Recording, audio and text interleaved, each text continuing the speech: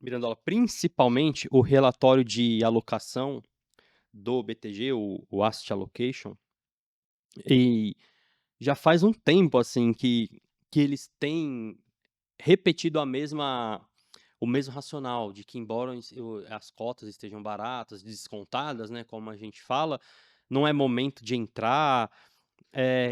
Como que fica, assim, né? É hora de se posicionar? Vale a pena? Espera? Como que o mercado tá agindo em relação a FIIs? Ah, de fato, né, na nossa visão hoje de mesa renda variável, você tem sim oportunidades e preços atrativos. Uhum. Só que isso quer dizer, pô, Fernando, então a gente está no fundo do poço, chegamos aqui em uma zona sólida onde não vai cair mais, eu vou comprar e vou ganhar dinheiro? Não. O Uhum. país ainda está passando por uma dificuldade inflacionária, provavelmente a taxa de juros ainda possa subir um pouco mais do que já precificaram, e Uhum. isso traz volatilidade para o mercado. Tá. Então, ok, os fundos ainda podem ter volatilidade negativa nas cotas, na cota negociada no mercado, na bolsa, né? Contudo, inegavelmente, a gente vê um leque gigante de fundos extremamente bons negociando com desconto da cota patrimonial, né? Uhum. Então, enfim, só para já explicar que logo no começo do podcast, né, para o pessoal acompanhar o raciocínio, eh, a cota patrimonial do fundo é o quê? É o quanto os ativos que compõem aquele fundo de investimento valem, dividido pela quantidade de cotas emitidas. Uhum. Então, pô, se o fundo terminasse hoje, quanto que eu receberia? R$ 100 por cota, porque é a cota patrimonial do fundo. E você tem a cota negociada na Bolsa de Valores, que é o quê? O preço que o Fernando está comprando o Ângelo vendendo para o Fernando. Uhum. Então, às vezes você vê fundo sendo negociado na Bolsa R$ 90, só que a cota patrimonial dele é 100. Uhum. Então, pô, você pode comprar na Bolsa um fundo a R$ 90, sendo que se o fundo fechasse amanhã, ele ia te pagar R$ 100 por cota. Basicamente assim, né? Em uma Sim, explicação bem grotesca. sim. O fundo ele tende a ser, ele termina, Mirandola, fundos de investimentos que eu acredito que tem prazo e termina, né, o FIIs não é assim, né. Eu acho que não é Enquanto muito essa tiver ideia, vai né? depender da Porque da gestão, tudo exato, ali. o conceito do fundo é o quê, né? Pô, você pega um fundo, vai, de tijolo, né? Então a gente tem um fundo lá que tem galpão logístico comprado, igual o BTG tem, por exemplo. Uhum. Qual que é a ideia do fundo, da gestora? Ela quer comprar galpões, então ela vai juntar uma grande massa de recursos no mercado para ela não se descapitalizar. Ela está pegando um punhado de cada um, investidor eu, você, Uhum. quando entra numa oferta pública do fundo, por exemplo, ela compra esse galpão logístico e vai alugar para empresas X, N, Y. E Uhum. essa empresa vai pagar aluguéis, né, para essa gestora, e essa gestora depois vai converter esses aluguéis, né, de remuneração para os cotistas, ela vai ser remunerada com a administração desses bens, etc. Uhum. E ela é dona daquele galpão, né? Então, qual que é a cota patrimonial daquele fundo? O quanto vale o galpão se ela vendesse dividido pela quantidade de cotas emitidas. Uhum. Como você, cotista, é remunerado com o aluguel daquele galpão, né? Sim. Então, o fundo vai terminar? A não ser que de repente a gestora fale, meu, vou vender todos esses galpões aqui, pagar todos os cotistas e ponto, né? Se não, Uhum. segue o fluxo normal. A ideia dela é o quê? Ser remunerada por esse serviço de gestão, né? Tá.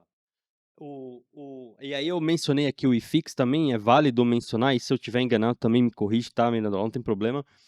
Ele veio de uma máxima, né, quando ele iniciou queda ali em setembro, ele estava em máximas históricas, né.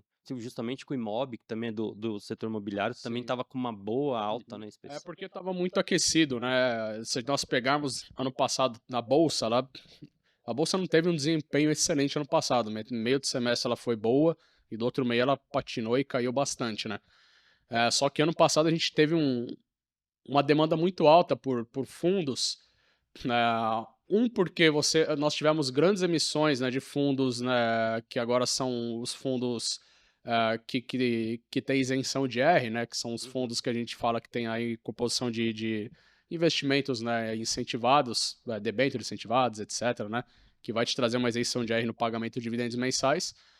E isso abriu uma porta muito grande para disseminar todos os fundos como um todo, né? Uhum. Então você tem normalmente, para o investidor convencional, a primeira porta de entrada dele para eles na bolsa é o fundo, né, de investimentos, Uhum. fundos imobiliários, né? Tá. Então a galera já procura FIs de largada. Aí você teve uma procura muito grande justamente por esses outros fundos que estão pagando às vezes 1,5% ao mês de dividendo. Então, pô, é excelente para Uhum. quem quer uma renda recorrente, né? Eu acho que é algo tangível, né? Que você coloca a sua grana e todo mês vai pingar na sua conta. O investidor gosta disso, né? Sim. Enfim, então como a gente teve um grande volume de vendas, né, bastante ofertas públicas nesse segmento, isso fez com que, né, ficasse bem aquecido de fato o setor. Uhum. Né? Então, ok, da mesma forma que eu falei anteriormente, pô, você pode comprar um fundo com desconto, às vezes pode comprar um fundo valorizado, né? Então, pô, ano passado a gente via fundo aí que a cota patrimonial dele era R$ 105, o fundo estava sendo negociado a R$ 115, né? Ou seja, Uhum. na bolsa você comprava o fundo R$ 10 mais caro do que ele de fato valia na cota patrimonial, né? Mas foi um Sabe? momento de euforia ali, de mercado? Exatamente, Uhum. momento de euforia de mercado, né? Às vezes então tô comprando mal? Não, tem que ser ponderado, tem que avaliar, né? Por que que o fundo tá muito valorizado? Porque é bom. Se o pessoal compra bastante é porque é bom, mas Uhum. quer dizer que esse fundo não caiu nesse movimento de estresse de mercado? Caiu, como todos os outros, né? Então, assim, para concluir essa questão do movimento, não podemos dizer que foi notícia que derrubou o preço, não foi algo do setor, foi uma questão macro mesmo Uma e questão macro, macro, né? né. Eu tenho um jargão que eu gosto muito de usar até hoje, né? Que eu me deparei com um analista que eu trabalhei, né? Lá na Tove, há muitos anos atrás, 9 anos atrás, 10 anos Uhum. atrás. E eu sentava do lado dele e falava muito alto. Nossa, eu chegava em casa com dor de cabeça. E às vezes ele tava dando calls e ele falava, pô, entra agora, é surra de sardinha, surra de sardinha. O que que é isso, a surra de sardinha? Você tem os players que são tubarão, bancos, gestoras, né? Aham. A galera que, pô, vai comprar uma Petrobras, compra lá R$ 10 milhões de uma vez, ou muito mais, né? E você tem as sardinhas que é eu, você. Então você junta 1 milhão de sardinha negociando R$ 10 mil cada, você cria um volume financeiro muito grande. Uhum. E a pulverização ela é muito forte, né? Então, quando você pega um movimento de pessimismo de mercado, você tem o quê? Uma surra de sardinha, literalmente. Uhum. Você tem vários investidores, às vezes pequenos, pulverizados, vendendo, vendendo, vendendo sem parar, com medo, né? Daquele sentimento de mercado, né? Em movimento de Uhum. queda, e às vezes acha que vai quebrar, né? Não, pô, tô nesse fundo, meu Deus, o fundo vai quebrar, vou perder todo o meu Se dinheiro. O desfaz que é toda irreal, hora. né? E Uhum. aí se desfaz, vende com prejuízo, só que isso cria um movimento de pressão vendedora. Uhum. E às vezes até uma pessoa que aguenta segurar um pouco começa a pensar, pô, será que eu vou perder todo o meu dinheiro? E o cara vai e vende também, né? Uhum. Então você vai criando um efeito dominó, que eu diria, né? Enfim, Um então, puxando o outro. um Ah, puxando o tá, outro. a surra de sardinha, então, é que a sardinha tá surrando, né, ela não tá sendo Exatamente, surrada, né. então às vezes Ah, você tem aquele pensamento, pô, será que eu, Fernando, aqui com meus R$ 1.000 vou fazer uma diferença no mercado? Se eu vender agora, em um dia nem mexe. ameno, não. Mas agora se você pega um movimento de grandes massas se movimentando para o mesmo lado, vai ser igual você chegar no metrôzão da Sela em São Paulo e tentar andar no contrafluxo, você vai ser Vai arrastado, ser né? arrastado. Exatamente. Até porque, Mirandola, eu acredito que na questão do FIIs, né, do FII, o fundo imobiliário, ele eu não como não é um mercado que eu acompanho, graficamente falando, e do ponto de vista de negociação, eu não sei o peso que tem isso, né.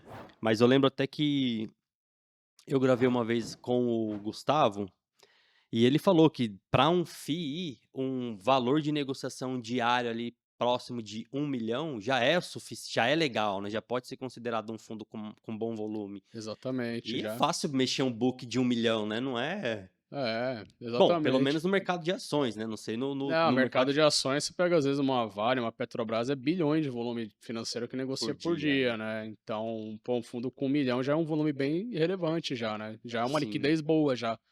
E a liquidez é pra operar importante, ele, né? né. Até para você, se esse for o intuito, né? Então, até para, eu acho que vai ser um outro ponto que a gente vai entrar depois, né? Mas até existem fundos hoje que eles são emitidos de outro ambiente que não tem liquidez, né? Justamente para quê? Para você evitar a volatilidade da cota de mercado de bolsa de valores, né? Uhum. Então, ok, a liquidez é O pânico importante. também, né. Daí, eu quero liquidez. Então você vai ter uma fácil liquidez de negociação, só que você tem a especulação.